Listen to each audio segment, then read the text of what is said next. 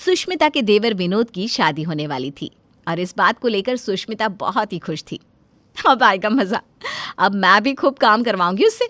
इतने सालों से अकेले काम कर करके पागल हो चुकी हूँ मैं। अपनी तो खूब सेवा करवाऊंगी। अरे वो जब आएगी तब आएगी, अभी तो मेरे लिए चाय बना दो। और माँ भी कब से आवाज़ लगा रही है, जाओ जाकर देखो। हाँ हाँ जा रही हूँ ना। वो आएगी तो वो करेगी ये सब, मैं तो आराम से बैठा करूँगी। हाँ ऐसा क्या करने वाली हो? मेरे भाई की पत्नी होगी, उसे अपनी छोटी बहन की तरह समझना। हाँ सुष्मिता तो चाह रही थी कि उसकी देवरानी आकर उसके पैरों में बिछ जाए। जल्द ही सुष्मिता के देवर विनोद की शादी हो जाती है और सुष्मिता की देवरानी नीलम घर आ जाती है। सब उसका बहुत ख्याल रखते हैं और प्यार देते हैं। नीलम, बहुत हो गया आराम, चलो अब मेरे साथ किचन में लग जाओ। नीलम काम काज में तेज थी, वो जल्द ही काम सीख जाती है। सुष्मिता धीरे धीरे सारा काम उस पर डालने लगती है। अरे सुष्मिता, ये सही नहीं है, वो अकेले कितना काम करेगी। ऐसा करो, काम बांट लो तो दोनों को आराम हो जाएगा। शांति देवी के कहने पर दोनों काम बांट लेते हैं। एक बार दोपहर का खाना बनाने की बारी नीलम की होती है, पर वो नाश्ता करके ऐसा सोती है कि बहुत देर तक उठती नहीं, तो पूरा खाना सुष्मिता को बनाना पड़ता है। नीलम पूरा खाना बनने के बाद उठती है। अरे दीदी, पता नहीं कैसे आँख लगी, मैं ना कभी इतना सोती भी नहीं हूँ। अब ये तो तुम्हें ही पता होगा कि तुम जानबूझकर सो गई या फिर सच में नींद लग गई। नहीं दीदी, सच में नींद लग गई। नीलम बार बार कहती है कि वो जानबूझकर इतना नहीं सोई, पर सुष्मिता का पारा गर्म हो चुका होता है। वो कमरे में जाकर बड़बड़ करने लगती है। 2 घंटे चादर तान कर सो गई और कह रही है ध्यान नहीं रहा। आए हुए 4 दिन हुए नहीं और इसके नाटक चालू हो गए। इसको तो सबक सिखाना ही पड़ेगा। खाने का काम निपटाने के बाद सब अपने अपने कमरों में चले जाते हैं। सुष्मिता देखती है कि नीलम फिर आराम से लेटकर टीवी देख रही है। वो उसे आवाज़ लगाती है। नीलम, देखिए मैं इश्तिहार पढ़ रही थी, इस पे कितनी सारी जगह सेल लगी है बता रहे हैं। चलना कुछ खरीदने चलते हैं।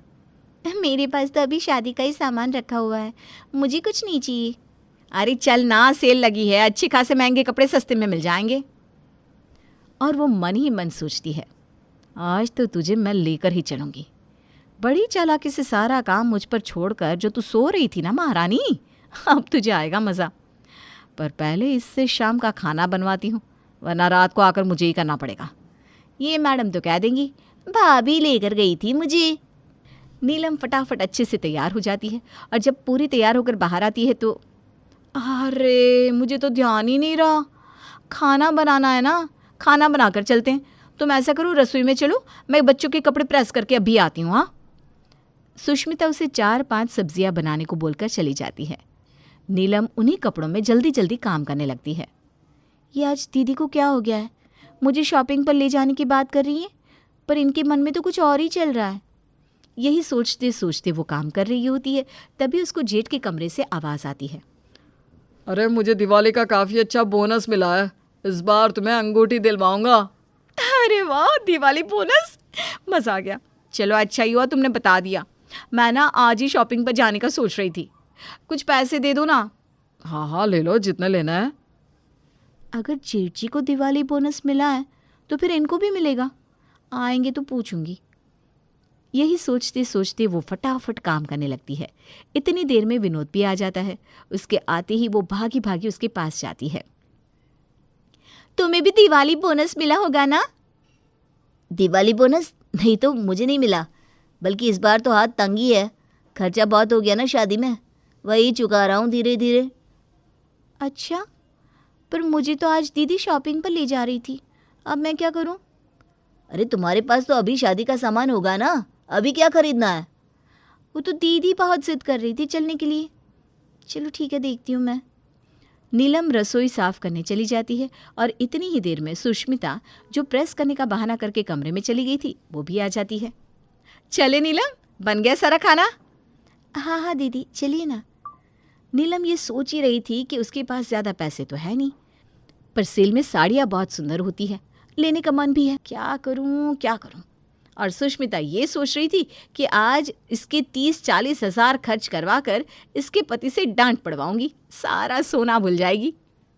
अरे चलो भाई, क्या सोच रही हो? कुछ नहीं दीदी, वो मेरी चप्पल ना आपके रूम में रह गई है, अभी लेकर आती हूँ। दोनों शॉपिंग पर जाते हैं और दुकान में अच्छी अच्छी साड़ियाँ देखते हैं। सुष्मिता एक से एक महंगी साड़ी निकलवाती है। अरे वाह नीलम, ये तो बहुत ही अच्छी लग रही है, पर इसका दूसरा कलर लो। नहीं दीदी, ये नहीं लेनी मुझे, बहुत ही महंगी है। अभी तो तुम रुको, मैं तुम्हें बताती हूँ कि अपने आप को ज़्यादा समझदार समझने का क्या अंजाम होता है। आज तुम्हें देवर जी से जमकर डांट ना पड़वाई तो देखना। अरे नाना, ले लो ना, त्योहारों का सीजन है, चलो ले लो।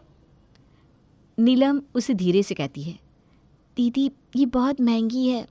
पर सुष्मिता तो मानती नहीं, वो उसे 10,000 की साड़ी दिलवा कर ही मानती है। अब आएगा मज़ा, आज तो देवर जी तुम्हें बख्शेंगे नहीं। चले दीदी। अरे अभी तो एक ही ली है, और ले लो ना। ठीक है, आप बोल रही हैं तो फिर सबके सब ले ही लेती हूँ। भैया ज़रा 21-22 साल की लड़की के लिए दिखाना साड़ी, मेरी चचेरी बहन है ना, उसके लिए। हाँ हाँ दिखाओ भैया, और ज़रा अच्छी महंगी सी दिखाना। अब इनकी बहन को भी तो पता चले इनके यहाँ कितना महंगा पहनना ओढ़ना है। दुकान वाला महंगी और सुंदर साड़ियाँ दिखाता है। नीलम 1-2 ले लेती है। ये तो तुम्हारी तरफ से हो गई, एक मेरी तरफ से भी ले लो। ठीक है, आप बोल रही हो तो ले लेती हूँ एक और। सुष्मिता उसे एक और महंगी साड़ी दिलवाती है और मन ही मन खुश रही होती है कि उसने अपनी देवरानी का कितना खर्चा करवा दिया। अभी मेरे हिसाब से इसका 10-15 हज़ार का ही खर्चा हुआ होगा। थोड़ा तो और मज़े लेती हूँ इसके। देवर जी को तो बोनस मिला नहीं, और जब उनको पता चलेगा कि इनकी मैडम 20-30 हज़ार खर्च कर कर आई है, फिर इसको देवर जी और माँ जी दोनों से जो डांट पड़ेगी देखने का अलग ही मज़ा होगा। अब नीलम, तुम सबके लिए इतनी सुंदर सुंदर साड़ियाँ ले रही हो, आपने जेठानी के लिए कुछ नहीं लोगी क्या? अरे हाँ हाँ दीदी, बिल्कुल लूँगी ना। आपके लिए तो मैं अपनी पसंद की लूँगी, जो कलर मुझे अच्छा लगेगा वही लूँगी। भैया आपके पास जो सबसे अच्छी साड़ी है ना, वो दिखाइए, मतलब ऐसी कि देखते ही पसंद आ जाए। दुकान वाला भी इन दोनों को महंगी और सुंदर साड़ियाँ दिखाए जा रहा था, क्योंकि उसे भी पता चल चुका था कि ये पार्टी खर्चा करने वाली है। सुष्मिता अपने लिए भी थोड़ी महंगी साड़ी ले लेती है। दीदी ले ली साड़ियाँ, अब चले? अरे अपन दोनों ने माँ जी के लिए तो कोई साड़ी नहीं ली, वो बुरा मान जाएंगी। मेरे पास तो पैसे भी ख़त्म हो रहा है। ऐसा करो, एक अच्छी सी साड़ी उनके लिए भी ले लो। नीलम अपनी सास के लिए भी एक साड़ी ले लेती है। बिल बनाते समय सुष्मिता 2 अलग अलग बिल बनवाती है। अरे भाई, काफ़ी बिल हो गया। अरे दीदी, आपका तो 15,000 का है, पर मेरा तो 30,000 का बिल बन गया है। यही तो मैं चाहती थी। तुम अब घर चलो, मैं तो तमाशे का इंतज़ार कर रही हूँ। घर पहुँचकर दोनों सबको साड़ियाँ दिखाती हैं और अपना अपना बिल भी।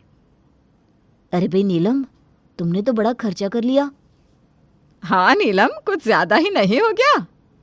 सुष्मिता इंतज़ार कर रही थी कि कब उसका देवर और सास नीलम पर बरस पड़े। तभी नीलम उठती है और अपने जेठ को बुलाकर लाती है और कुछ रुपए उनके हाथ में देती है। भैया, आपने जो गिफ्ट कूपन दिया था ना मुझे, उसमें से 30,000 खर्च हो गए, ये 5,000 बचे हैं।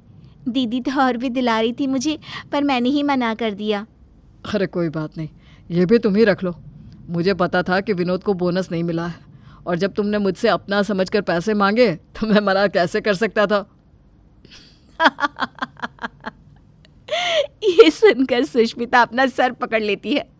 कहाँ वो अपनी देवरानी को फंसाने की कोशिश में लगी थी, और कहाँ उसको देवरानी से पंगा भारी पड़ गया।